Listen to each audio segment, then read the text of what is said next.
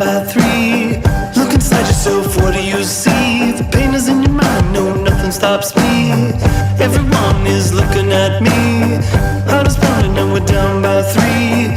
Look inside yourself, I know what I see. Do you have the guts to do it for me? I'm gonna sweat, I'm gonna work, I'm gonna burn, it's gonna hurt. We're gonna fight, we're gonna score, we're gonna win, we're gonna war.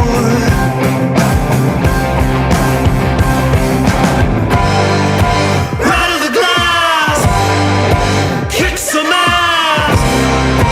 Boom, chicka, boom, chicka. Kick some ass. Right of the cage, turn the page.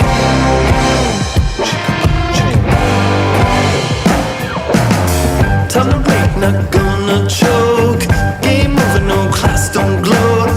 If we win, we'll be the GOAT. Do you have the heart to give him some hope? Everyone is looking at me. Time to protest, I'm on my knees. Raise my fist so that everyone sees. I'm gonna stand up for what I believe. Gonna sweat, gonna work, gonna burn. It's gonna hurt. We're gonna fight. We're gonna score. We're gonna win. We're gonna war.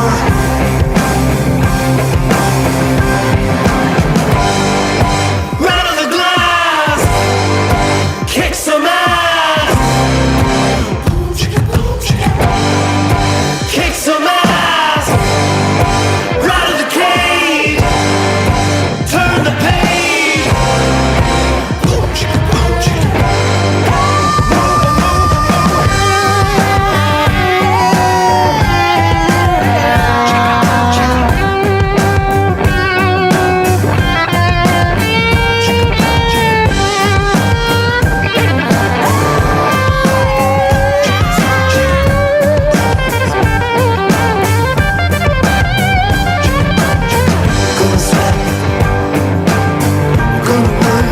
sweat, we're gonna work, we're gonna burn, it's gonna hurt, we're gonna fight, we're gonna score, we're gonna win, we are going to war.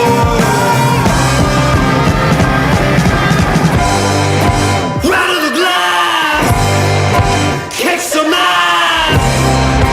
Boom, chicka, boom, chicka. Kick some ass. Right of the cage. Turn the page.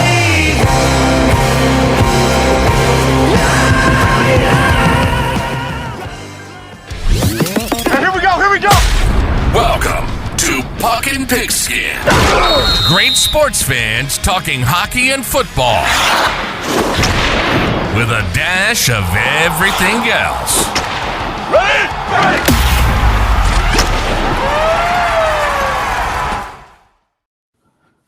Hey everybody, welcome to the new and improved season 2. We're live, baby. Live for the first time ever. Hopefully everyone can hear me clearly. It looks like all the controls are saying you can. So let's get right into the nitty gritty here. I got some great guests on this first episode of season 2. And let's get right after it. My first guest is a videographer by day, football super fan, and popular podcast host by night. His brand, the Markcast, is quickly growing and is one of the most popular CFL podcasts around. Welcome to the show, Mr. Reid Johnson. How are you doing, sir? How's it going, Reid? It's good. If you ask me, a little heartbroken with the Kraken season start here. I know you talk hockey on here as well. We're talking football, but it's been a rough here. First 4 games was in Vegas last week for our season opener, so it's been tough. I watched that game. It wasn't a bad game. I mean, Vegas is hard to play, right? Vegas is hard to play. We have 3 goals in 4 games. We've given up 2 shorthanded goals. What I thought was the biggest sticking point coming into the season was our goaltenders are actually playing superb right now. We just can't get any pucks in the net. So Yeah, no doubt. And how about that Jordan Eberle scrap last night? Hey, did you see that? it was hot. No, we were there. We were there last night because we have Red Lions. We were there for the home opener here. We have beef with the Avalanche because of Makar and him hitting McCann last year in the playoffs. He ended up missing a good portion of our run. But I think they said that Eberle had trained with him or gotten up with him. That I don't think it was necessarily related to that because we were booing Makar there anytime he had the puck. So. Yeah, I saw that. That was pretty hilarious. I can't say much else about my Flames right now. They're kind of stinking. They started out really well, won the first game, and then it's been downhill ever since. But hopefully they'll turn it around. I have really high hopes for them this year. Now that the big problem was Sutter, right? Now he's gone, so no excuses this year. Well, it was funny. We did, we obviously had a deep run in the playoffs last year, making it to game 7 of round 2. And my buddies are all, because we were going out to every game and we were, watching the games and we were going to the bars and they're like, well, I don't know if we can do this again next year. I'm like, you need to enjoy it while you can because God forbid here, we're certainly not looking like a playoff team this year. So I say, that's why you got to kind of live it up when you can because it's been rough. So. Yeah, that's right. That's right. So I'm going to transition to some football talk now because as most people who watch your podcast is 99% football, would you say? Yeah, it's pretty. We used to talk a little wrestling to fill the space when we were. That's waiting right. for That's news, right. But, pretty. And right now we got CFL in full swing heading to the playoffs, and then obviously the UFL, NSFL, whatever you want to call it, merger with the XFL and the USFL. So lots of things in the alternate football world right now. Yeah. So starting in the CFL, how impressed were you with the BC Lions this year? The joy I have of doing the podcast is I can do the podcast and still be a fan, right? So we have a lot of reporters come on and it's a fine balance when you're covering a team to take the emotion out of it, right? And they need to cover it objectively and you can't do all that. I can view BC as a fan. I ride their successes, very high. And I threaten to throw my hats in the garbage can when they're not. It's been a tough year because I do not think we've shown up in the way that we needed to prove that we're a Grey Cup contender. I think this is the window that we're in right now. Maybe next year, right, with Vancouver hosting the Grey Cup. Obviously, this year it's in Hamilton, but I was there for the Winnipeg at BC game 2 Fridays ago. Dominique Rhymes, I'm sorry, but not going down and stopping the clock there for us to get a field goal at the end of the game could have cost us the season. Now we got to go into Winnipeg, presuming we win the semifinal. I mean, not wanting to, take anything for granted, but Saskatchewan or Calgary, either one of them could basically lose their way into that third spot. But no, I've been disappointed because I had a lot higher expectations, especially seeing how Vernon performed this year. Vernon Adams, our quarterback. Yeah, he's had a really great season, and I've been really impressed with the BC Lions this season. I thought once Nathan Rourke exited the scene that things were going to go downhill, and then they, Adams has just been amazing this year. I never thought it was the same. We were talking Kraken and, that was always our Achilles heel was our goaltending all of last year. And I mean, I know it's a small sample size here, but yeah, Vernon coming into the year, that was where all my question marks were, right? Because Vernon rides really hot. And if Vernon is doing well, if we're playing good, defense is in check, he can calmly kind of do things. But if games can spiral very quickly for him, and I get that, right? It's an emotional game and you're out there and, he had really one bad game this year. He threw 6 interceptions against Toronto, who is, a stout, stellar defense and defending Grey Cup champions. But save for that game, he's really protected the ball well, thrown for, high 300s multiple times. I think he hit 400 here, but that's the kind of high octane offense that BC needs to do. But Winnipeg can run the ball and we can't. We haven't been able to. We got rid of James Butler in the offseason, and Mizell has never been able to fill that gap. And I think here, going into Winnipeg to have to play a playoff game, to me is if we can't run the ball, I don't see us coming out of that doing well. Yeah. You touched on the Stamps and the Riders basically having their fate in their own hands, and one of them could lose out, one of them could win out. I think with the way they've been going this season, it's going to be whoever loses the worst or whoever loses the best is going to make it out, however you want to say it. What do you think has gone wrong with the Rough Riders this season? Because they're just on a horrible streak. Well, yeah, so I just got them recording. Jamie Nye, who does the Green Zone up there, he's going to be on the show for our Friday episode. Basically, if Calgary and Saskatchewan could both lose their next, 3, Saskatchewan has 2, I believe. Calgary has 1. They could lose their way into the playoffs, and he thinks if for whatever chance they don't, and even if they do, wholesale changes going to be happening there. Obviously, the whole Trevor Harris issue of him getting injured, that's part of it, But we've seen Hamilton here deal with losing 2 quarterbacks during their season. I mean, obviously Ottawa had mixed results, and it ended up being disappointing. But Dustin Crum was certainly a viable kind of option there to at least get through. But wholesale changes, I think, in Saskatchewan. He said, people are threatening to return their season tickets, and it's.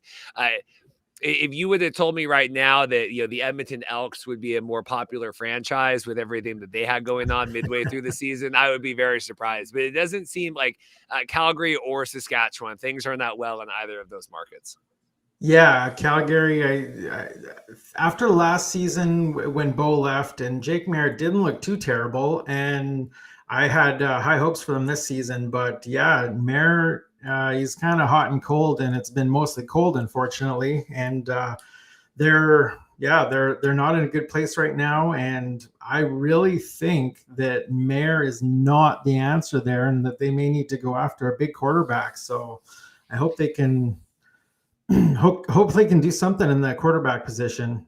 Mind you, I do see a lot of drop balls in games as well. So, I mean, it's all around. Everybody's got to take responsibility.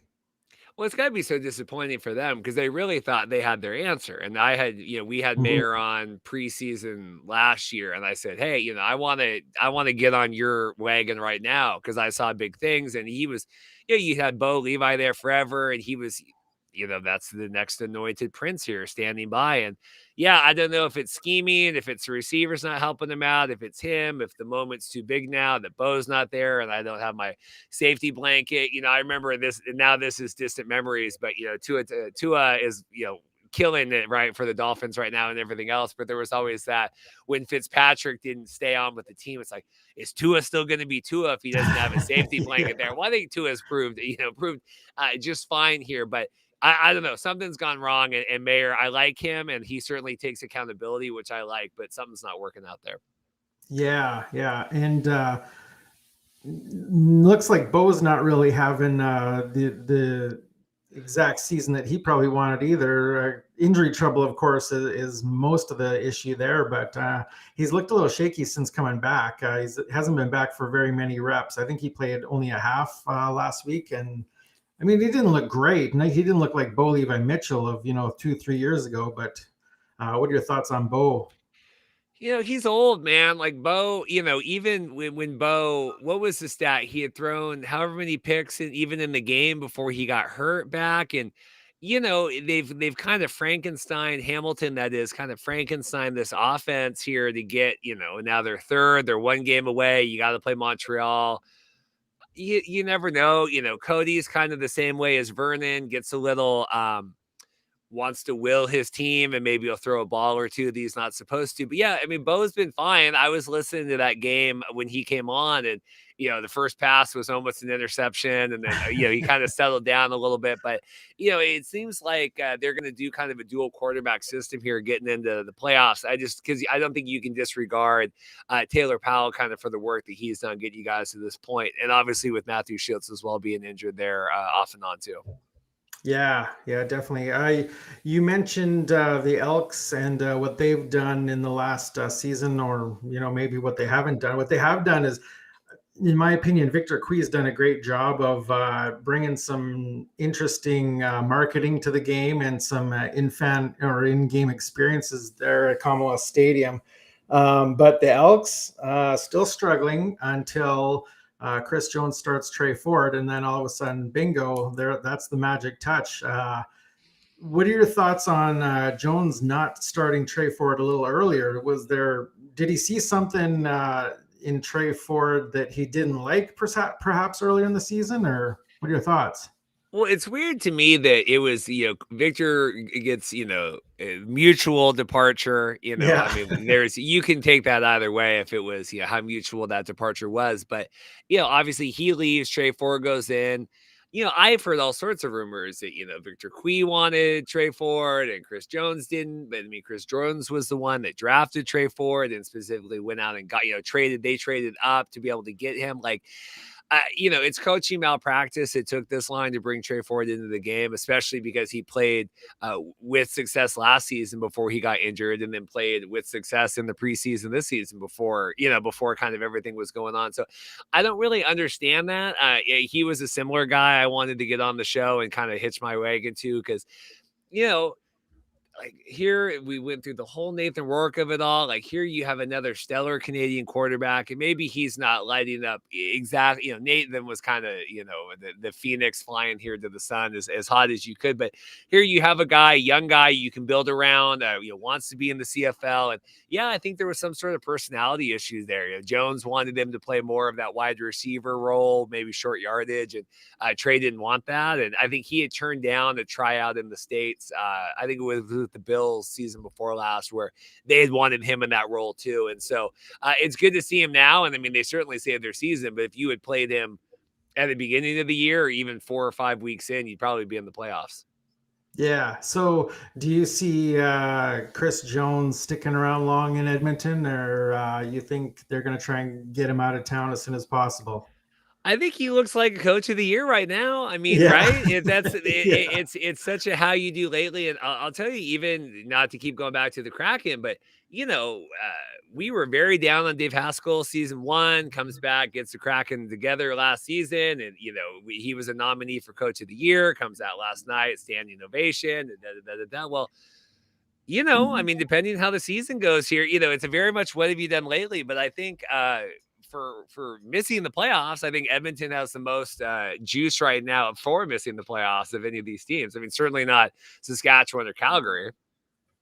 Yeah, that's definitely the way it's looking right now. So the big question for you, will the Winnipeg Blue Bombers make their third appearance in 4 years and win a third Grey Cup, or do you think they're going to run out of juice and probably lose to Toronto? I would put any money in the world on Toronto right now. This is no disrespect to Winnipeg. We've had lots of smart guests on the show talking. They're just aging out. Their defense is aging out. I mean, they're at the end. Their window's not closed, but they're certainly on that end part of it. Chad Kelly's played phenomenally. Their defense, like I said, 6 interceptions against the Lions alone. Basically clinched home, East Division, everything with like 6 weeks to go in the season. I mean, just totally unheard of. I think whether they 14-2, just remarkable. And I'm excited to see them. I would like to see someone else in the West, but I mean, I don't even see BC, performing well against them. But it would be nice to see not Winnipeg. All I know is Winnipeg in the Grey Cup since we've started doing any of this stuff. Yeah, right. Hussey's Huddle is tuning in, and he says, you can't convince me that the Elks wouldn't have won those first 2 SAS games with Ford instead of Corn Dog. I'll never get the Cornelius thing. Supposedly they were worried about him going back to the XFL, and that's why they locked him up midseason like they did last year, because it was such a weird timing too, where it wasn't like he was winning tremendously well and then comes out, loses at home again the week that they signed him to the contract through a red zone interception. I'll never understand that fear of losing him, feeling like they had to sign all these high priced receivers around him and then he's not a winner. I mean, he's not a winner in the CFL. He's a nice guy, but here you have someone in Trey Ford now that, obviously has proven to be a locker room leader in the way that the guys rally around him. I mean, it says there's something to be said for that. I mean, we track Taylor Heineke all through Washington with the football team and the Commanders. Like, there's some guys people just want to play for, and you want to rally around. There's nothing against Cornelius, but you see Trey sitting there, and you finally get a shot, and he comes in and sets the world on fire. It's cool to see. Yeah, it certainly is. So I haven't been following along, but what is the latest with the XFL USFL merger? What's the latest news happening there? So, obviously, I would say both leagues ended this year, I would say, not feeling particularly great about their situation. Obviously, season 2 for the USFL, season 1 of kind of the rebirth of the XFL with Danny Garcia and The Rock. Daryl Johnson with the USFL publicly on the record saying, like, we're very disappointed with our ratings. We don't understand what's going on. Forbes having an article, the XFL losing a bunch of money, which, any startup league is going to lose. Fox, I think, absorbs a lot of the money that the USFL, doesn't lose. I think is just written off in other ways. So it seemed like there was perhaps a realization there that both of these leagues were maybe be stronger together than they would be fighting. You're fighting over a very small sliver of the market base, which is, this alternate spring football. And, you're already fighting against the anti, spring football NFL people. And then you're fighting against March Madness and golf and, hockey and soccer and everything else. So it seems like better wits came about both sides. XFL has reportedly reached out to the USFL wanting to come together with this merger. A couple different trademarks have been filed for potential league names. One of them is the National Spring Football League. USFL has applied for that. And the United Football League, which is actually a past league, but I don't think there would be any callback to the, kind of I think it was like a late 90s, early 2000s thing. And we're waiting to see. I mean, they've publicly announced they are intending to merge. They've apparently submitted paperwork to be looked at by the Justice Department. So it seems like it's there, but it certainly feels like this is a kind of a last grasp effort of, we kind of got to do this or there might not be anything left here. Okay, that's interesting. Yeah, when I saw the news about the trademark being taken out there, I thought it was all but a done deal. So it sounds like nothing is for certain yet, but a lot is in the works. There's been reports, like, obviously the USFL, kind of the key to their business model and reducing costs is playing in hubs, right? And they house certain number of teams in these hubs, and they had 4 hubs last year, 2 teams a hub. XFL would house their players collectively and then fly them out to the games, and obviously costing a lot more money with travel and kind of all of those expenses. And so, there's been rumors of using the USFL hub model, absorbing some of the XFL teams, having the league feel more like the XFL, but with the USFL business model. And, it's a tough pill for XFL fans that, if I saw Seattle play, if I sat front row and saw Seattle play all last year, and now you're telling me, well, they're going to go play at a hub in Arizona or Texas or whatever. And I don't really care. I mean, I covered the USFL and there's no team here. I mean, I covered the CFL and BC is on a good day, 3.5 hour drive. But it's a tough pill, I think, for the casual fan to say, well, like a merger is supposed to improve my lot in life, not necessarily make it worse. Yeah. So moving on to another big story that hit this week. What are your thoughts about flag football being introduced in the Olympics in 2028? I think Arash Madani is probably having conniptions of joy here. I know that was one of his big ideas to fix the CFL back when we were talking with the XFL CFL talks. Was incorporated that. I think it's cool. I mean, the NFL, I'm a big NFL Network viewer, and they certainly have gone out of their way to promote women's flag and children, and kind of figuring out how are we going to get this next generation of fan involved in that. I saw a report. I don't know if it was, think it was Jamar Chase or Tyreek, one of the big wide receivers, talking about wanting to put together a team of like NFL also. I saw that. I mean, it'd be the off season, right? So it'd be the summer. I mean, depending on how that goes, I don't know how like insurances work with that. I know, was it Buffalo this season had someone on a jet ski and got hit and he missed, you get all this like preseason kind of injury stuff. But, I mean, the NFL is continuing to find ways to grow the game. I just saw Adam Silver with the NBA on today on First Take talking about doing the same thing for the NBA. So I think all these leagues are trying to figure out, except the CFL, like, how do we kind of get the younger folks involved in this? Yeah, no doubt. You touched on the NFL there, and your Washington Commanders and my Las Vegas Raiders are both 3-3 right now. Give me your thoughts on the Commander season so far. What's going on with Jimmy? What's his back injury? Just before, right? He's out this week. Last I looked, he was listed as questionable for the game, but not out. So there's a little hope there, although I do have full confidence in the backup.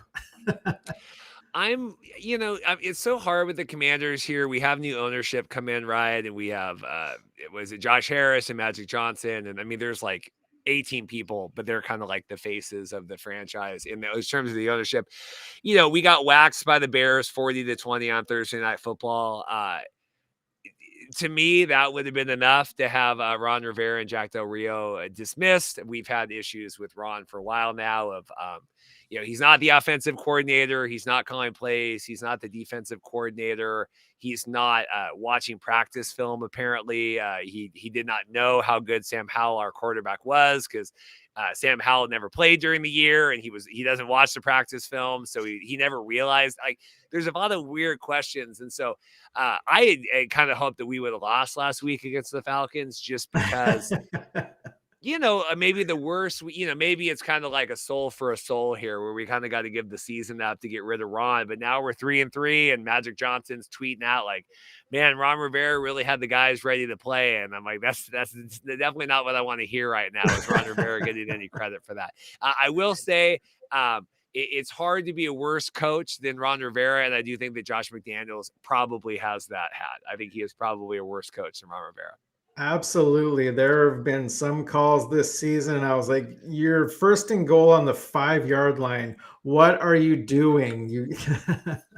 But you can kick the field goal. We're down by 2 scores. We're going to kick the field goal. Yeah, exactly. He did that twice, back-to-back weeks. He did that. But he has made some calls that have worked out well. There was one long play. I think it was on 4th and 1 or something, and they hit for a pass, and it was just, I couldn't believe it. It was actually I think it was a 36-yard reception. So I was like, okay, I wouldn't have done that, but it worked out, so I'm all good. And we face those same Bears that beat the Commanders this weekend, so hopefully they don't thrash us.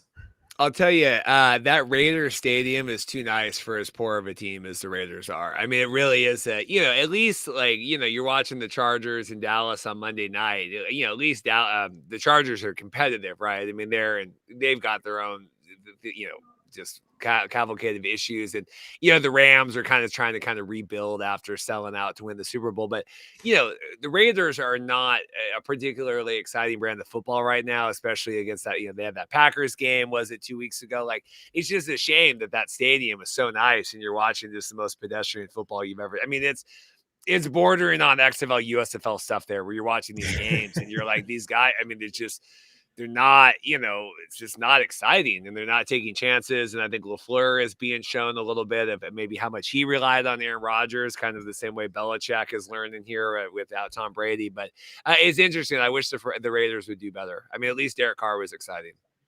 Yeah, Derek Carr was exciting. Well, Garoppolo can be exciting, but I think there's a little too much going on behind the scenes, in my opinion. I think Adams is probably a big issue in the locker room and in the media. So we'll see what comes of this game coming up this weekend and the rest of the season.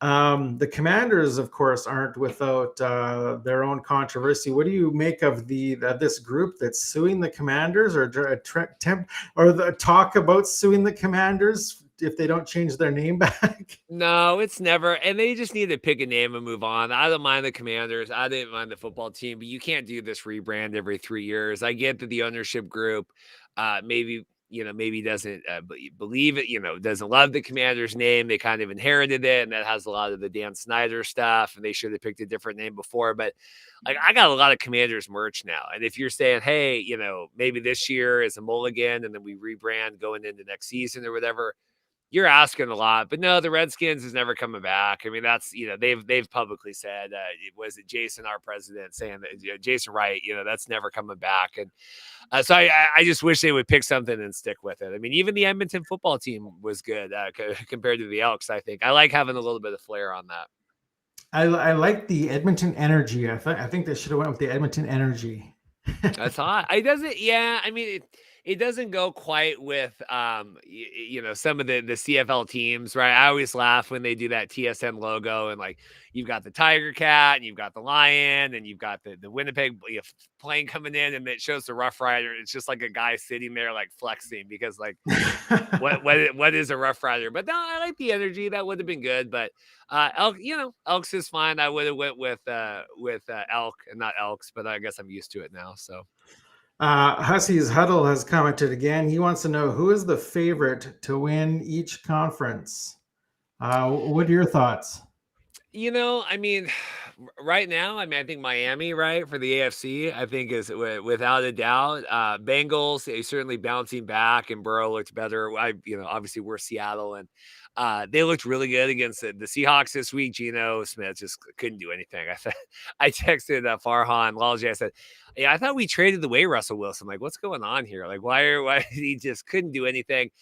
Niners look really good. I mean, I think the Cowboys, it's always just a matter of time till they kind of get exposed. Okay, they had their big 20-17 victory. A little bit of ref ball there on Monday, and they can go into the bye, and Dak Prescott can sit there and feel good about himself. But I think the 49ers, Brock Purdy had a really, really bad game. I mean, they lost by, 2 points? Like, I think they'll be fine. I think Brock is I think there's enough talent there, but it was interesting just to kind of see him really struggle for the first time in the way that he never has. I mean, he first game he's ever lost starting in the NFL. So yeah. I'm going to go with the Dolphins, and oh man, it's hard to. I'm going to go with the Lions. I'm going to go with the Dolphins and the Lions. Lions are looking good. I like the Dolphins and I'm watching I'm just obsessed with Mike McDaniel and watching all of his mic'd up clips and everything on Twitter, because it seems like they're having so much fun, right? Like it's fun to be on the Dolphins, and Tyreek's doing his thing, and Tua's cool, and he's gone through, like, God bless, and everything that Tua's gone through, and just all the controversy. I don't even know why. Like, nicest man, like religious guy, family guy, like has done nothing but just be quiet and play football. And they were trying to trade for Deshaun Watson, and he's does playing through kind of everything. And to me, that just seems like the most enjoyable time. Mike McDaniel really had to go back and I think fix to his mind to get to a point. Like, I think there was so much baggage on that from Brian Flores and all of that. It's cool to see. I like seeing where the Dolphins are right now. Yeah, mind you, it's hard to go against the Chiefs too when you got Mahomes. Like, I took Mahomes in my fantasy draft. My brother told me to take McCaffrey instead, but I took Mahomes, and man, he's getting me all my points. So you can't bet against Mahomes. Well, the Chiefs, right, just traded today. I think they got a new wide receiver because, I mean, you're Kelsey injury away from really not having any offense. I mean, that's the trouble to me with the Chiefs, and we saw them with the Lions and playing that way.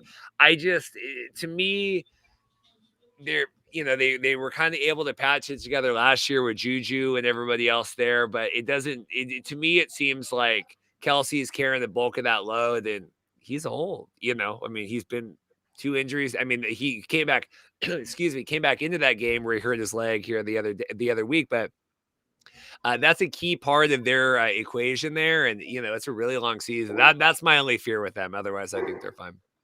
Yeah.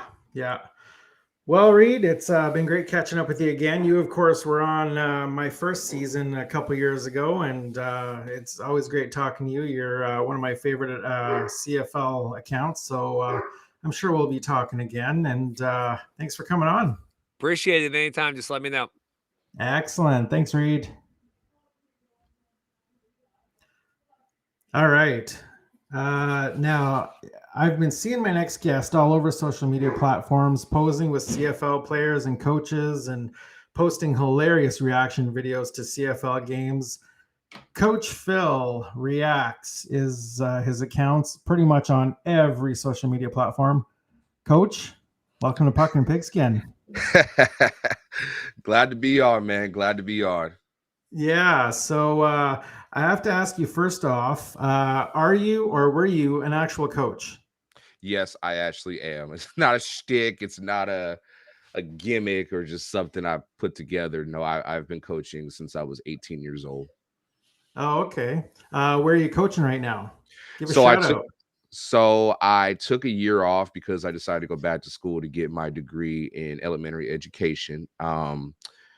And once I finish that in July, I'll be getting back into coaching, high school level. I also coach men's developmental football, things like that. So different things, keep myself busy.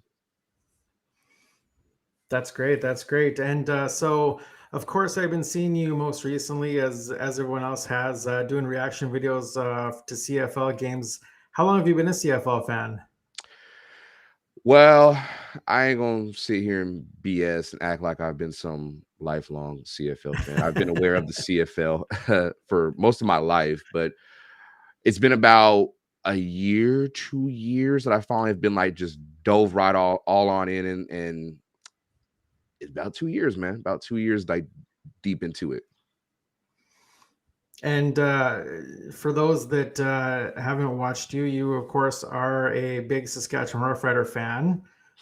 Still, through all the drama and trials and tribulations, how hard has that been watching the last half of this season so far? I always say being a Seahawks fan has prepared me for moments like this. So it's crazy because when I came into watching the CFL and reacting to it, I caught the 2021 West Final, and I'm thinking, okay, I dig everything about Saskatchewan, love the colors, love the players, blah blah blah, and then going into last season, they were on a roll. They were like, all right, we're gonna rebound, we're gonna get to the Grey Cup, right? And doggone it, that 6-7 game losing streak after beating BC in BC. And I was like, we can't catch a damn break. Yeah, that is crazy, that having back-to-back 6-game losing streaks last season, and now they're on 6 games this season so far. Who's their next opponent up? I think it's Toronto this week, isn't it? We have Toronto. Oh my God, we have Toronto on Saturday. Like out of all the teams to face that last home game of the regular season, it's the reigning and defending Grey Cup champions. Now, whether they play all their starters or not, it's up in the air. I haven't really heard anything or seen anything on the feeds about, Chad's going to sit, AJ's not going to play. We got to do our job. I don't give a damn. They could bring out Flutie. They could bring out everybody. We got to do our damn job. Yeah, that's for certain. Where have you seen now? All joking aside, and all extreme reactions aside, what's gone on wrong for the Riders this season? All jokes aside, I think it's there are times when teams, they need a new voice. I mean, you can only have the same message for so long till it becomes nauseating. I think after the Cody situation, I think it really opened some eyes to people like, whoa, nobody's meant to be here forever. And I think I don't have any ill will towards Craig at all. I really don't. I just think that week after week after week of losing, you can only say we're going back to the basics. We gotta work hard and we gotta that Hulk Hogan stuff. It only goes for so long, man. Nobody wants to hear that after a while. And when it gets into your locker room, guys get tired of hearing, like, okay, when is it going to change? We've done the work. We're putting the time in. We're doing what you said to do, and there's no results. And I also hold a lot of the responsibility, and I hold the staff accountable, just because I mentioned on the channel in one of the videos, our offense is very predictable. It's very, very predictable. Everybody knows we're going to be a screen here. There's going to be a tunnel screen here. There's going to be a bubble screen here. We're going to try. We early, like mid-season, we were stretching the field. We were up the hashes. We were up the numbers. We were exploiting people. We were using Samuel Emilus. We were using Tevin. We were using Sean. We were using our weapons. And we didn't even have KSB back yet. So it was like, dang, we got something here. We got a nice trio here. And adding KSB when he come back and Jamal, man, we going to do something. Something has happened after LDC where our offense has just stalled. And we're struggling. So it's so many variables right now, man. It's tough to even say one thing, but if I could pinpoint one thing, is I think it's got to be Craig. It's got to be, you're the head coach. We hear everything. I've heard every post-game interview, and it's the same message. Well, what are you going to change, Craig? What are you going to do? Same results. Yeah, that's unfortunate, and I think I have to agree with you. It's got to be it's got to start at the coach, maybe even a little higher up. What's your thoughts on the GM situation and management? I think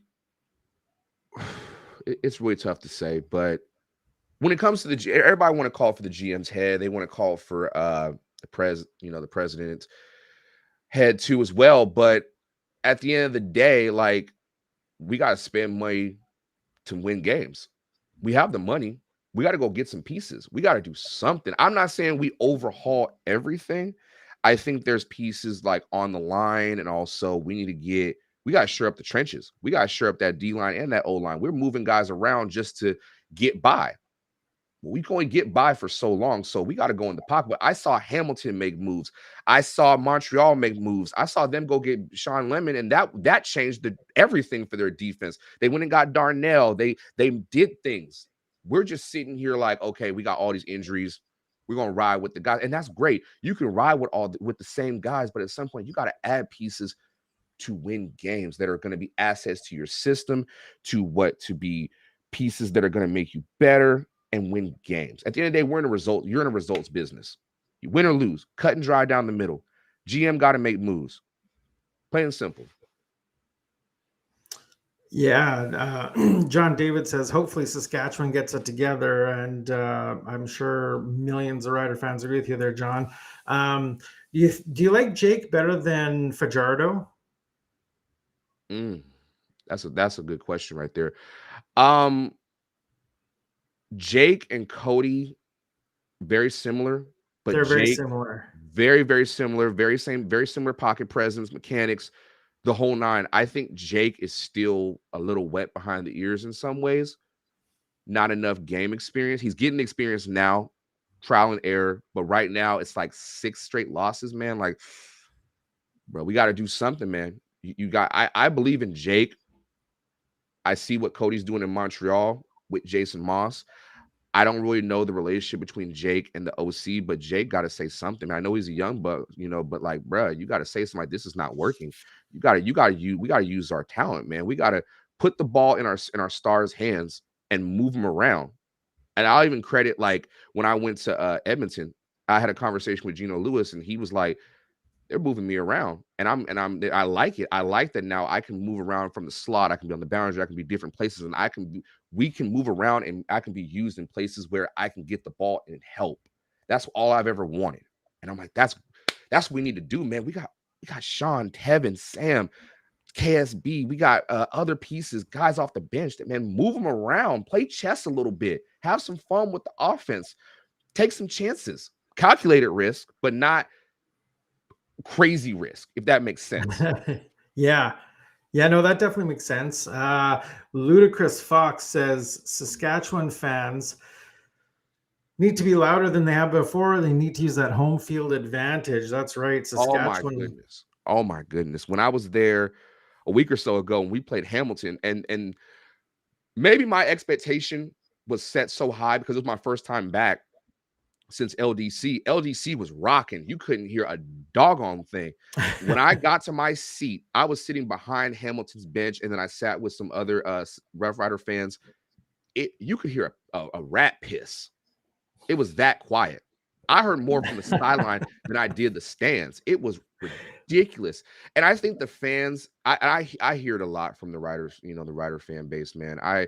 I feel their pain because, I'm a part of it now. They're voicing their opinion, but I think there's a lot of them that are fair weather fans that their expectations are so high, and I think they still want that 2013 magic.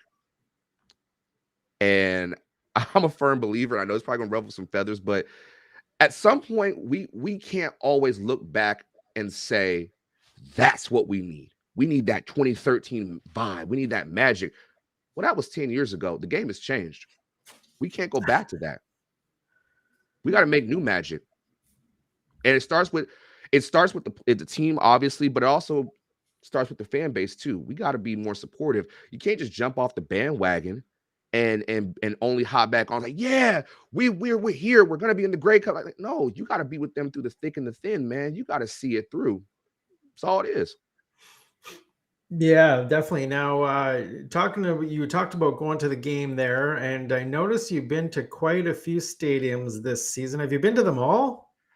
I've been on most of the West Coast. I've been to obviously Mosaic. I went to Commonwealth this past weekend.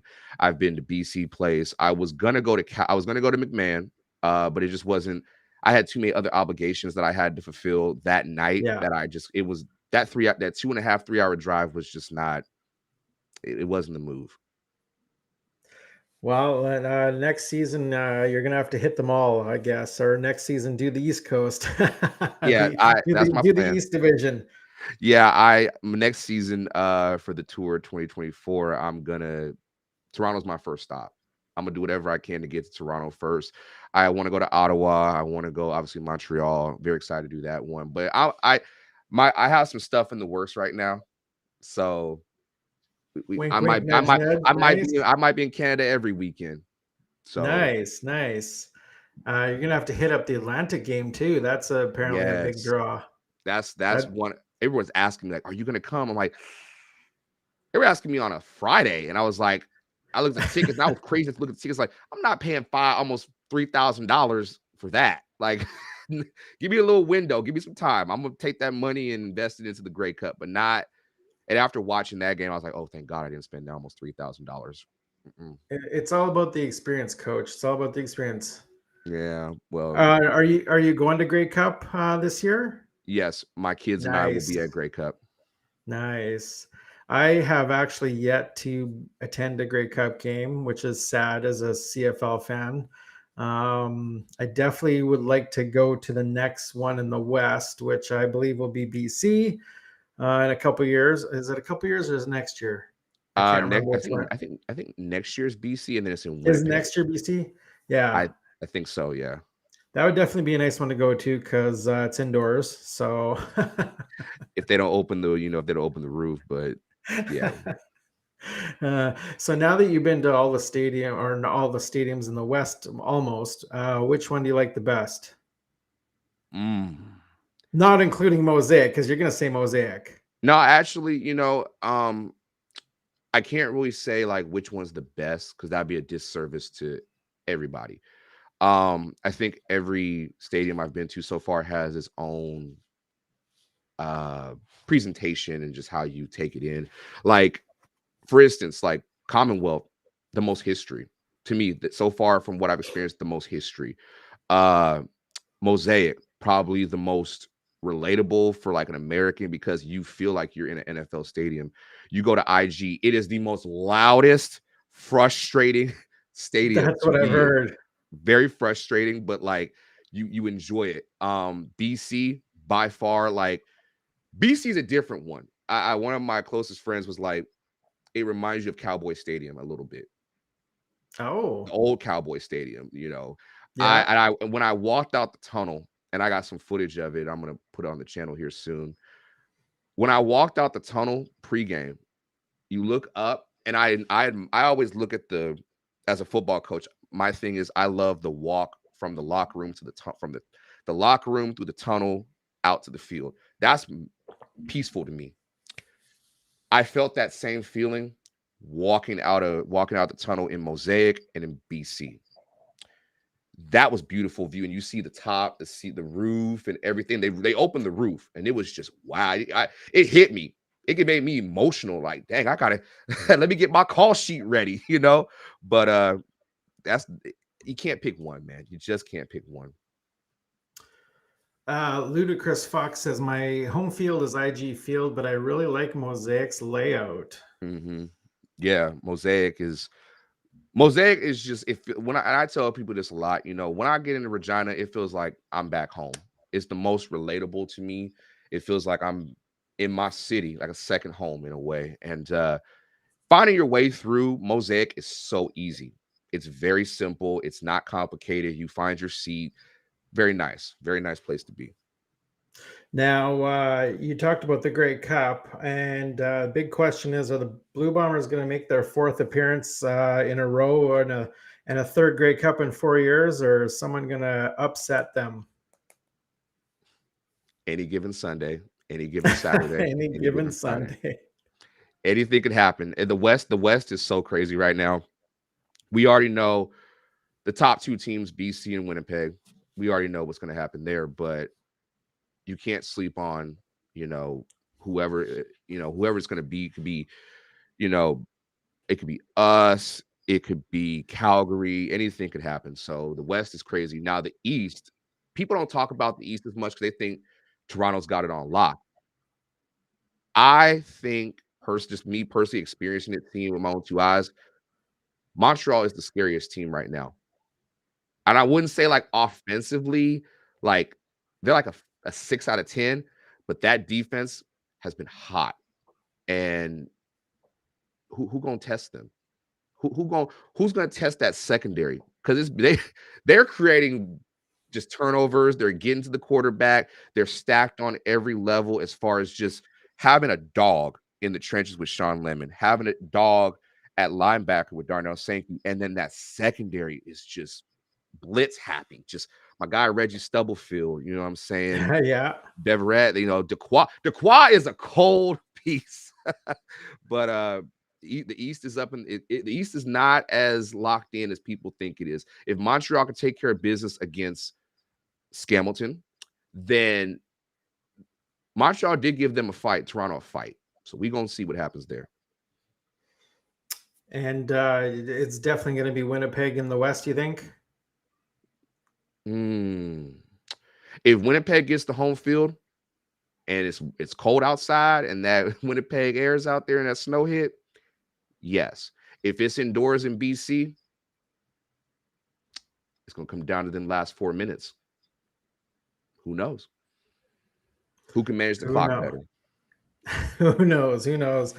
Well, you can catch Coach Phil on pretty much every social media network that's out there right now. And let me tell you, I tried to rig up a video here of I edited one of your clips from the Saskatchewan Calgary game, but because I'm only on a single screen here, it wouldn't let me share it. But if you haven't seen Coach Phil on his social medias, go check him out right meow, because it is something. It is something. From your poor chair, man, your poor chair. You should have a chair sponsorship, I think.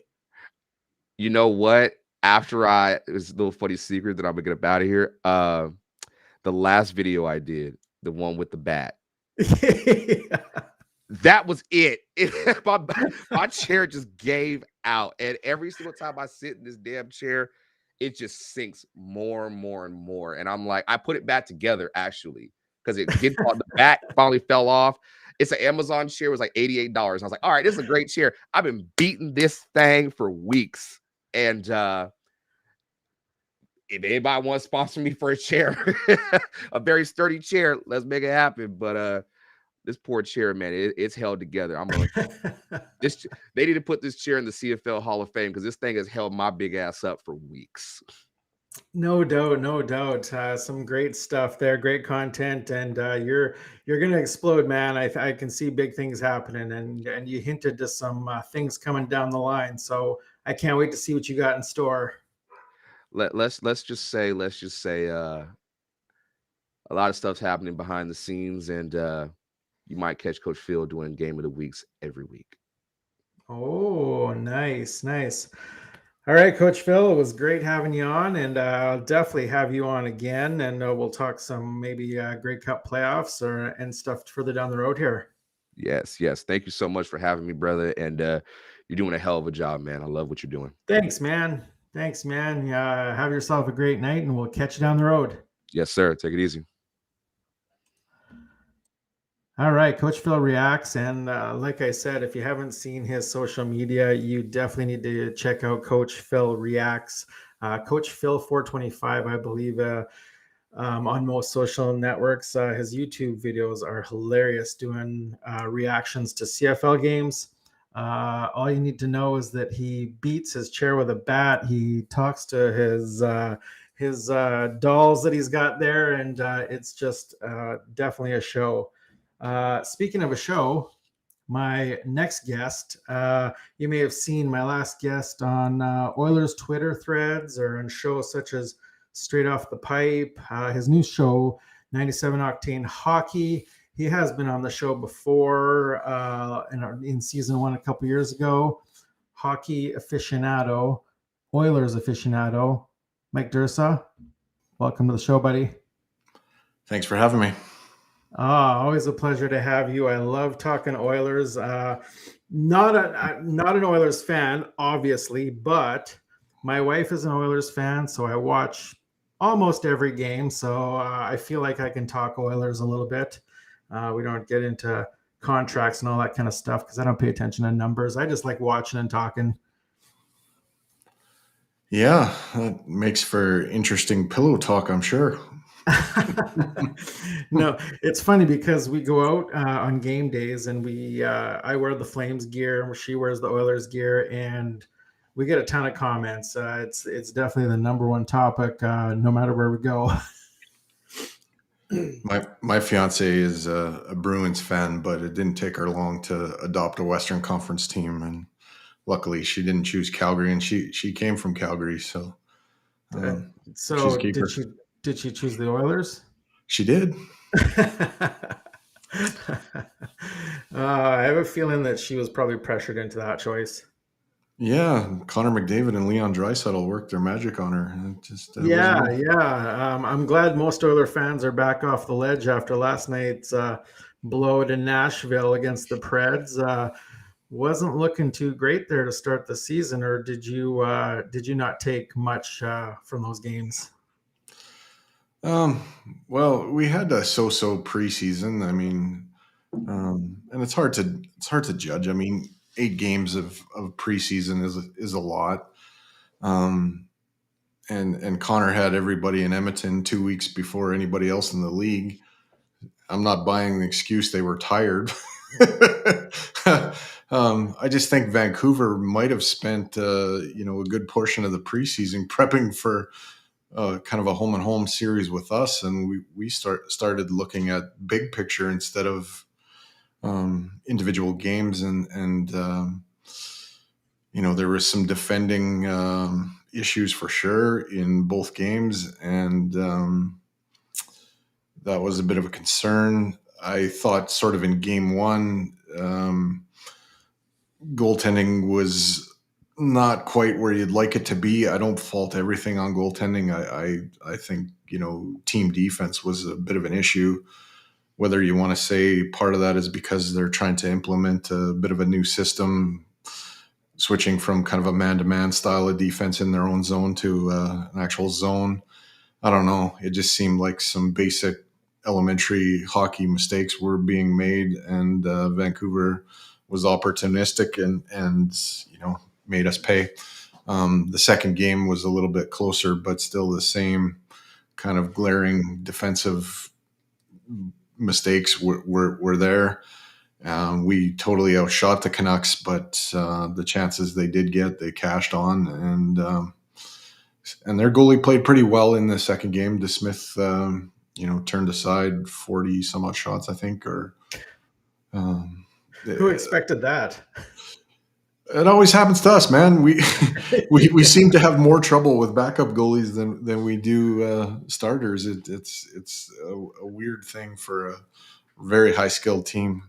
DeSmith probably stoned Draisaitl 3 or 4 times alone just on the power play on the usually money one timer there.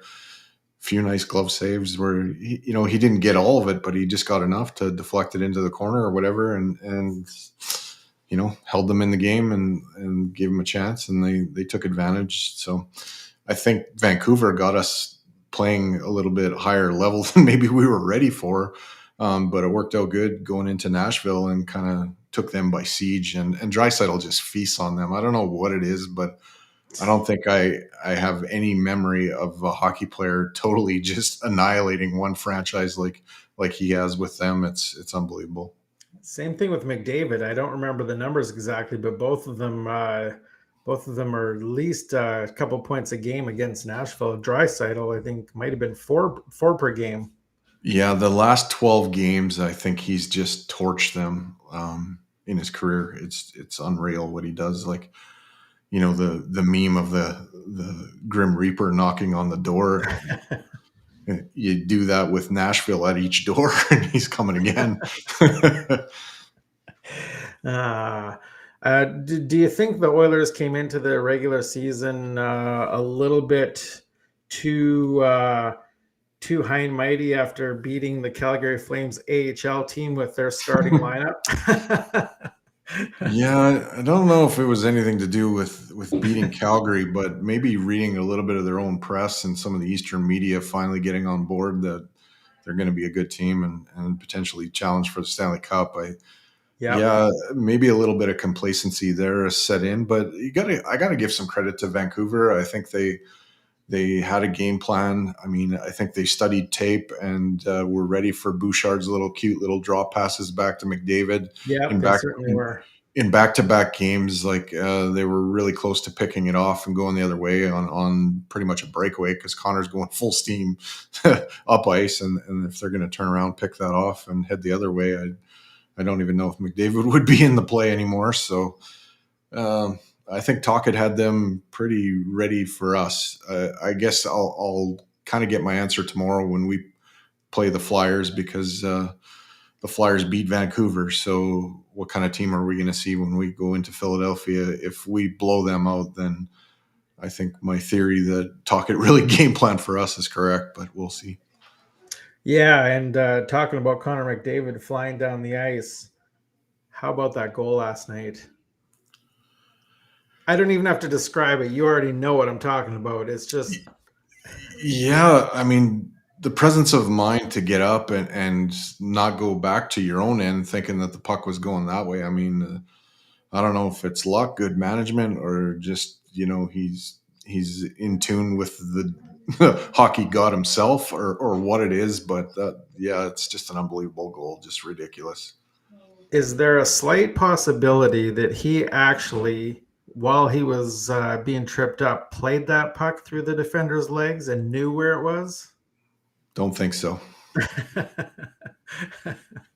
No, and you know what? Other people are hot wanting a penalty call on that play too, thinking that he was dumped and maybe, but some players, if that's the case, they would sell it and want the call.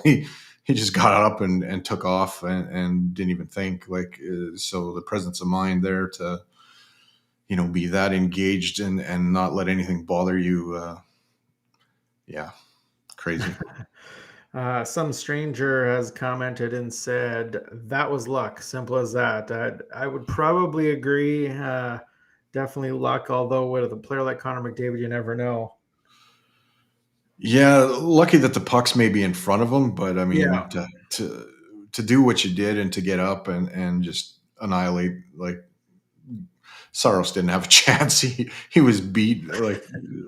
Man, I think he was just marveling that he got the puck in the first place, like the rest of us, and just dumbfounded, deer in the headlights, and That was the end of his night. Maybe he just wanted out of the net because he was getting overwhelmed. But yeah, crazy. no doubt. Where do you think that goal ranks on your list of Connor McDavid goals? Yeah, they were putting that ahead at already. Like Jack Michaels was trying to say that was better than the goal against the Rangers, Against the Rangers, yeah. I can't go there. I think to walk through a whole team is still more impressive than that one. I mean, it's a fabulous goal and maybe a goal of the year, but when you're Connor McDavid, that's not the goal of your career. No. Yeah, no, I'd have to agree. The one against the Rangers was pretty spectacular, and even the one against the Leafs, where he turned Morgan Riley. He turned Morgan Riley inside out. Yeah, that was. Yeah, those are definitely probably 1 and 2. it probably makes top 5, but yeah, that's Yeah. what I would say. How about the resurgence of Jack Campbell, who was stellar in the preseason, and then again a stellar last night. A lot of people wrote Jack Campbell off after last season, as did I, and thought Skinner was the man. And were you surprised Campbell started the season? No, he looked better than Skinner in the preseason. I thought even in game 1, he was the better of the two. That like they each gave up 4 goals in that game, but I saw a little bit more battle and compete out of him than I did out of Skinner. I think there's a sophomore slump here with Stuart Skinner. I hate to say it, but that's where I'm feeling. I think there's some parts of his game that just it's all the mental aspect of it. And I think Campbell really worked on that this summer. He seems to be more confident and not dwelling on goals against and really competing in there. And there's more of a battle. So I think he's going to buy Stuart Skinner some time to find his game. So in your mind, do you think it's Campbell's net until it's not? I think they take it a game at a time here. It's a little early to just hand over the net to either guy, but last night was a good performance. If he can follow that up with a couple more good performances, then we might be in that territory where he's sort of your 1A guy. But I think that they'll sit through about 10, 15 games before they kind of go down that road. Of course, we can't not mention Leon Draisaitl becoming the all-time power play goal leader in Oilers franchise history. Does it surprise you that he's accomplished that and his career is not even half over? Yeah, the speed of which he's done that is amazing. I mean, Glenn Anderson and Ryan Smith, I mean, they had long tenures in it, and it took a long time for them to get to where they did. It seems like he's done it in a third the time. It seems like power play goals come easier to Leon than they did. Well, definitely than they did for Ryan Smith. I mean, most of his goals were in the paint, and he was usually eating about 3 or 4 cross checks before he was touching the puck and putting it in. And Andy was similar. I mean, a lot of Andy's power play goals were backhand shelf from top of the crease, and you're fighting through a lot of bullshit to get the shot off. So. Yeah. After trading Barry for Ekholm, losing Yamamoto, do you feel the Oilers got better or the same, or is there a chance that they got worse? They haven't seemed to have been worse, but I mean, on paper they got worse, did they not? I don't think so. I think Ekholm's an improvement on Tyson Barrie. I've got nothing really against Tyson Barrie, but Ekholm's without a doubt a better defender. He comes with an edge equivalent or maybe even surpassing Nurse, which is probably something that back end needs because it doesn't really have a lot of bite to it. So gaining that I think is huge. I mean, everybody was sad that we didn't hang on to Adam Larson. I think Ekholm is an improvement on Adam Larson, and I've got nothing against Larson either, but there's more hockey sense and more offensive upside to Ekholm, and I think a little bit more bite than Swedish Gator, I guess we'll call Larson, has in his game too. So I think that's kind of a move that propels you forward. Losing Yamamoto, I guess you could say, gaining Connor Brown, from what I've seen, and it's only really preseason that I've seen him firsthand, but there was chemistry with him and Connor McDavid, former junior teammates there. They look for each other and kind of know the speed at which they play, and it doesn't seem as disjointed as Yamamoto. Yamamoto is a really streaky guy, but when he's not on, he's not there at all. I think Connor Brown's engine doesn't quit, whether he's scoring goals, setting people up, or not. He's like Zach Hyman light, almost just a guy that is relentless on the walls and in the corners, and that's something Edmonton needs. So I think that improves them. The thing that sort of concerns me is deeper in the lineup. They lost, Klim Kostin and Nick Bukestad over the summer, and I don't think the replacements for them are quite at the level that those guys were. So those two guys, I think, will be missed. Dylan Holloway impresses me. Like what I've seen from him to start the year. He's a bona fide NHLer now. He's not an AHL player anymore. He's going to contribute. The points are going to start to come for him, but he can skate like the wind, and he plays with an edge, and there's a bite to his game. He's physical, and he's relentless too. So it's going to come for him. So that helps. But Adam Ernie, it's a big guy. He's strong, but the hands are not what Costin's was. So it's a little bit of a step back. So I don't think this team's a finished product. I think you'll see some moves happen throughout the course of the season and probably eventually at the trade deadline. But they're still a playoff team. I don't really have any question there. Yeah. And as good as they looked last night, Brown looked really good. Ekholm looked good at times. And as good as the team did look last night, I don't think they're gelling yet. Once they get gelling, I think they're gonna be pretty unstoppable. Yeah, it'll be interesting to see what happens moving forward, because last night they went nuclear, putting McDavid and Draisaitl and Kane together. Second line was Nuge and Fogle and Zach Hyman, and Fogle and Hyman really worked well together. Like they did, yeah. That's a pair that to defend is a load. I mean, Fogel's not the tallest guy in the world, but he's a wide frame, and Zach Hyman is relentless as probably anybody in the NHL. And, Fogle showed a sign of something that I was afraid of putting him in the top six. He showed some good hands. He made a nice pass, I think, on Nuge's goal, and then an absolute snipe on his own. That was impressive. But he's kind of like Yamamoto too, where he can have a little string of 5-6 good games and then fall off. So I'm hoping that doesn't happen. But those guys look good, and McLeod and Holloway as a pair are good together too. So, and then they give him a veteran. They gave him Connor Brown last night, and that line was probably one of the best lines that we had on the ice. They just don't see the same minutes as those sort of top six guys, but they're effective. Yeah, some stranger says that second line seemed to gel well, and I wouldn't disagree. They definitely look pretty good. And Hyman's definitely, I think, one of the hardest working guys in the NHL right now. He reminds me a lot of Ryan Smith. Always around the net, always getting in where the grit is, and he scores some of those greasy goals just like Ryan Smith used to.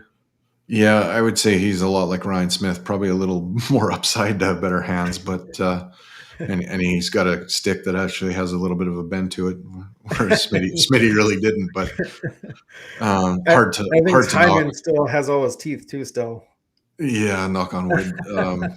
Thanks, Chris Pronger. It's hard to knock Smitty. He was heart and soul for a long time, and Mr. Hustle, and would play through basically anything. So you gotta love him. Yeah. Do you think this year is do or die, shit or get off the pot year for the Oilers? I've thought for a few years that this was the year they were sort of building towards. The draft of Broberg, I think, was kind of geared towards coming out now. Same with Dylan Holloway. It's time for some of these younger guys, Evan Bouchard and that, to take a step, and kind of the veteran guys to pull them along. And, if you have to trade a first round pick to strengthen your blue line. I think that's something you look at this season, and yeah, you put all the chips on the table and you go all in. The key phrase everybody wants to say, going all in, but I think now's the time. You've got Draisaitl and McDavid contracts coming up in the future here, so time to get after it, time to get serious, time to get real. And I think Connor's kind of grown as a leader. Not just, I think he's transitioned from sort of a Gretzky style of leadership where it's a little bit more quiet and lead by example to more of a Mark Messier kind of doing that, as well as being vocal, corralling everybody and getting them to come to Edmonton 2 weeks ahead of the league and start working towards that goal. I think that's a sign of this guy really wants it now and going to do everything in his power to make it happen. You mentioned the Connor and Draisaitl contracts coming up. Is that next year? I think Leon's is next season, yeah, and Connor's is, I believe, the year after that. Yeah, the year after. Some strangers wants to know, you think Vinny will see another game? Yeah, I do. Wouldn't be too terribly surprised if it's not tomorrow night in Philadelphia. I think Philly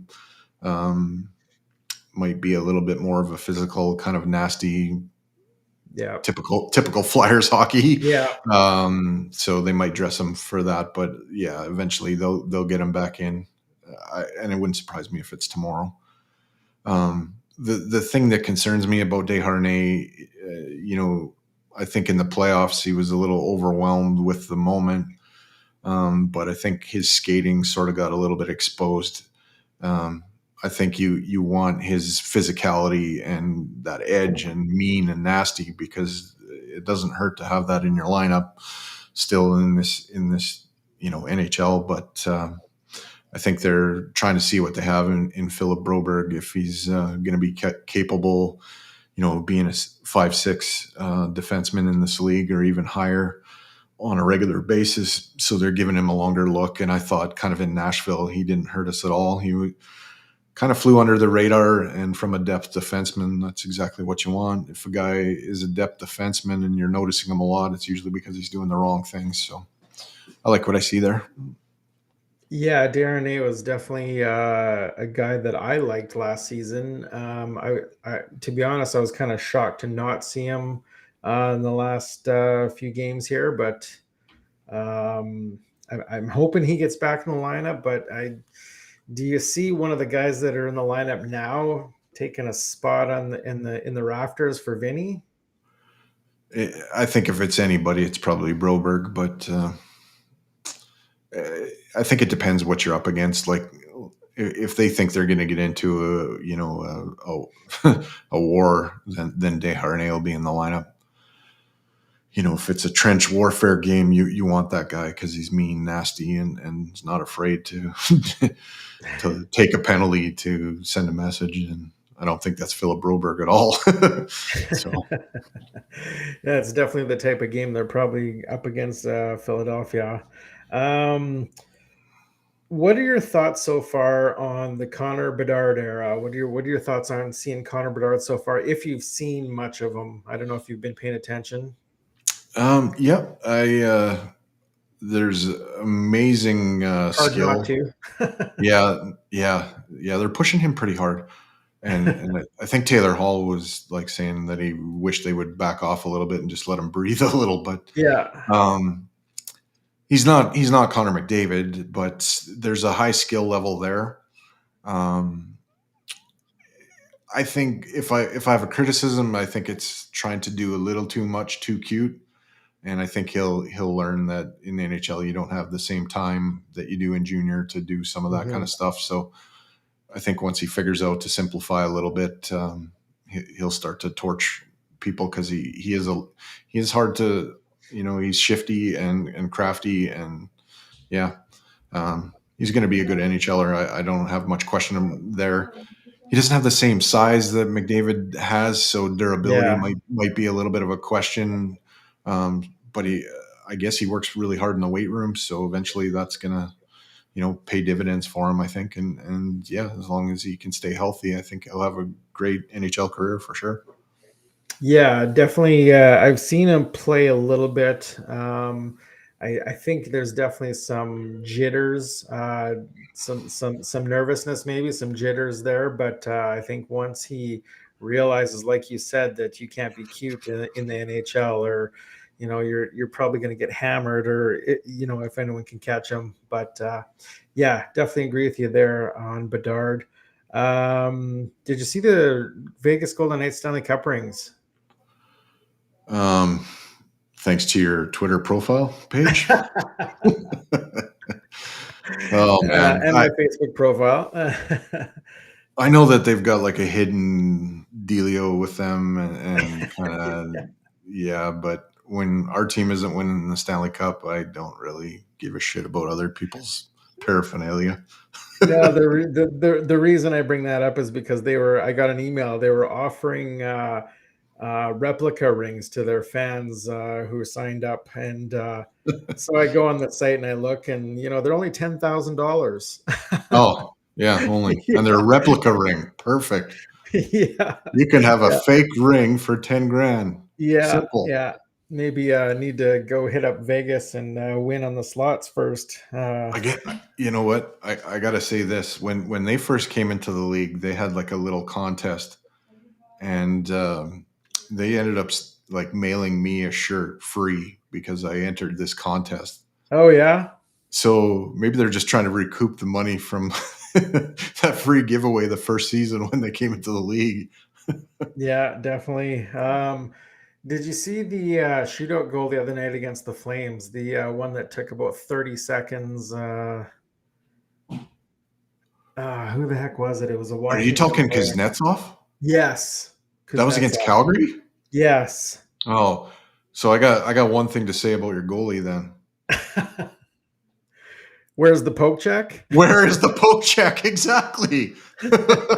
He had all day. Oh man, like what are you doing as a goalie there? I mean, he's taken all day. Get out there and poke check him.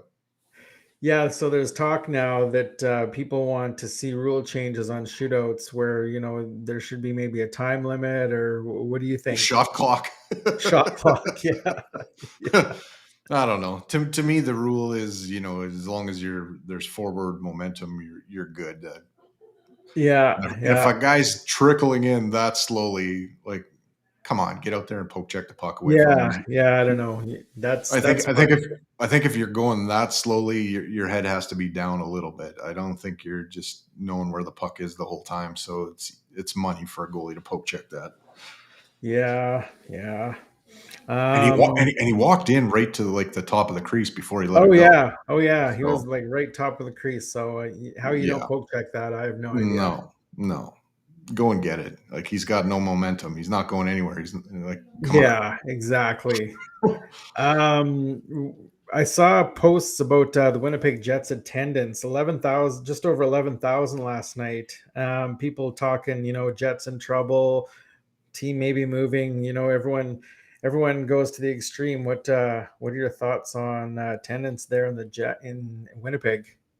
Yeah, I mean, I think that building only seats about 15,000 and change anyway, so it's not that far away from a sellout for them, really. But that is concerning. You can't sell out that building, and I don't think Winnipeg is going to be a basement dweller this season. I mean, maybe the best thing for them was trading away Pierre-Luc Dubois in the summer. I thought that team was going to be dismantled with everybody wanting out. I mean, it was a pretty vicious press conference from their head coach there. So I thought there was going to be a max exodus. So for Scheifele and Hellebuck to re-sign there, maybe it was all Pierre-Luc Dubois, and them trading him kind of mended everything.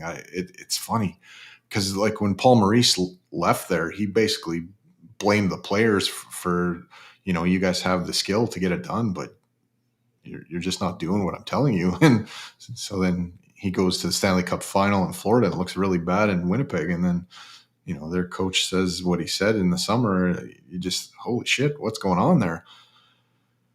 And now, not to be selling out that building, knowing that you just re-signed Hellebuck and Scheifele. It is a little curious. I don't know. Yeah. Be interesting to see how things shake down there. I mean, Arizona's playing in a 5,500 seat arena.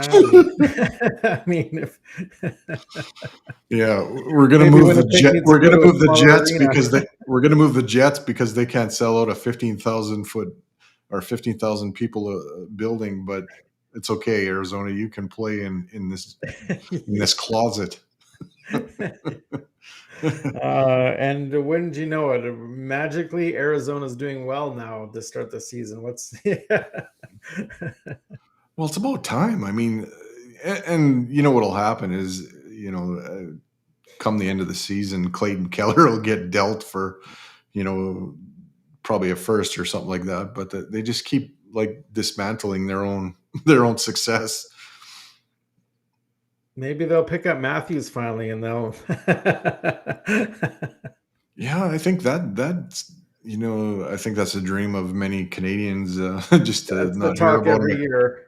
Not to hear about him in Toronto, but him re-signing there and them having, playing out of a high school gymnasium, Yeah. I think has ended the Matthews to Arizona. There might have been a chance if they had something legitimate there, but yeah, I don't think so. I don't think he leaves.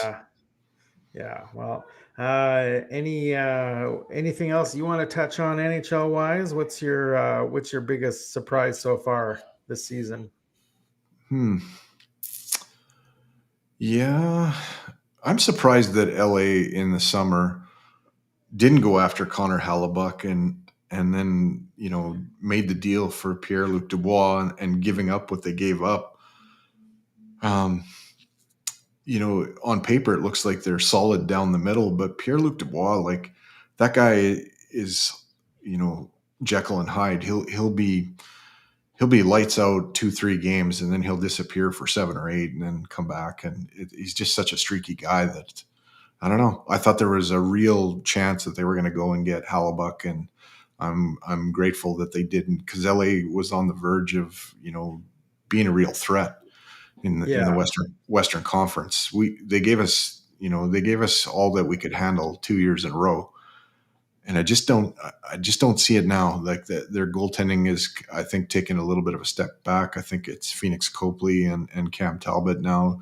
Talbot got a win last night, but I think they needed to shore that up and keep what they had otherwise, and they didn't do that. So I think they've taken a bit of a step back. I think Vegas is kind of still going to be Vegas, and they're going to be a tough team to deal with. I don't know if Colorado is going to reach the heights that they were at. I don't know. They're a team that intrigues me, I guess. And Dallas Stars, I think, are going to be another tough team to deal with in the West. And then I think there's some stories out East. I mean, how's Boston going to do losing Bergeron and Krejci? I don't think they're going to fall off as far as what some people do. No. I still think they're going to be a playoff team and a bit of a force to be reckoned with. Toronto might finally, be a real threat in the East. Tampa Bay might be in the twilight of kind of that dynasty there. And yeah, they could be in trouble with the Vasilevsky injury out there. I don't know I haven't heard how serious it is, but that whole thing has a stink to it to me too. Like, the day of, I think, or the day before regular season's supposed to start up again, you go under the knife for major surgery. I mean, why wasn't that done as soon as they were bounced from the playoffs? That part is a big question mark to me. Like, do they structure their team so that they can live in LTIR and do funny things, to gear up for playoffs? Like, I don't know. To me, that feels like they're gonna pull something like that. Like, he's gonna be on the shelf. They would never ever do it again and again. like he'll be on the shelf, until April 1st or whatever, the first day of playoffs, when salary cap doesn't matter anymore. And if I got a beef with NHL over anything, that's probably it. Is like, why isn't there a salary cap in the playoffs? But yeah.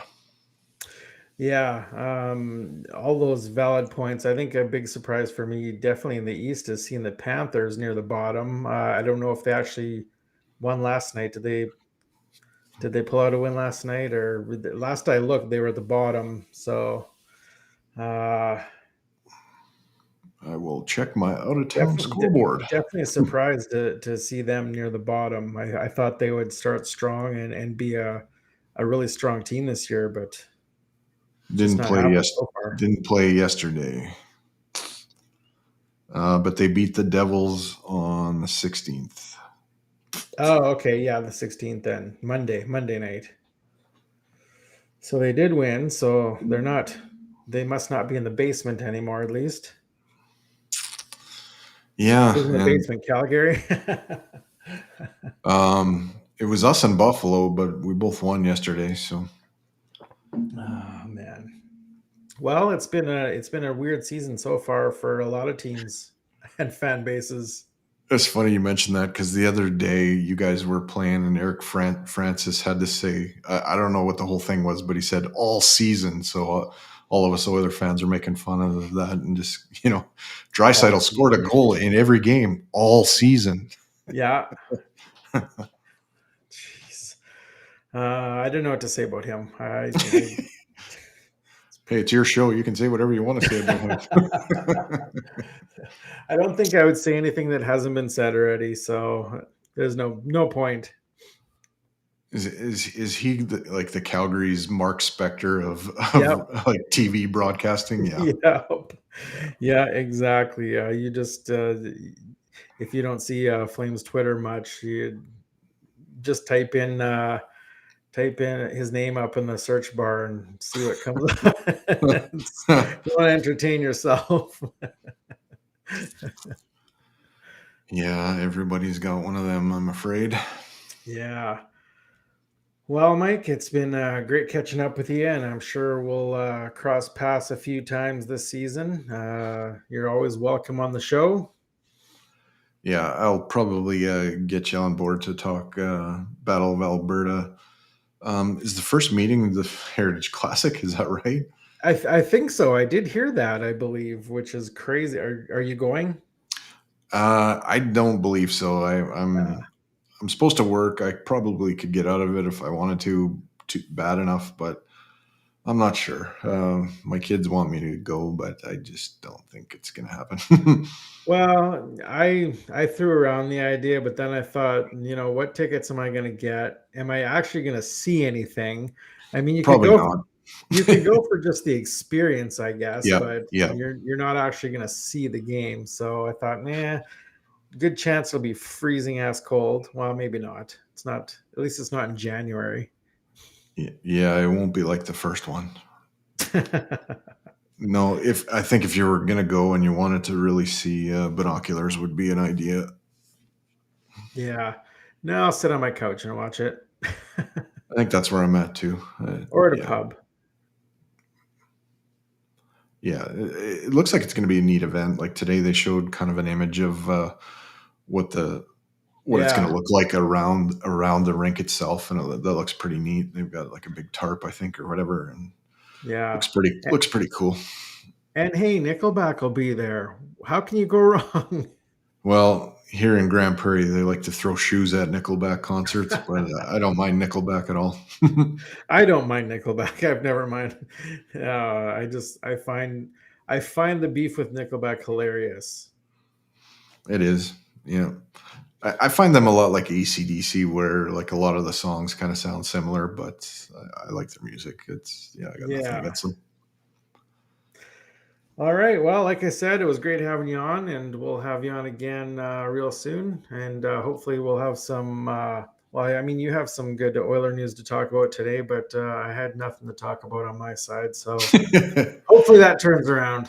Well, I guess the one thing I should say is, you were bringing up Ryan Smith there, and I have to say this, and it hurts, but your Ryan Smith was probably Jerome, and I love them both.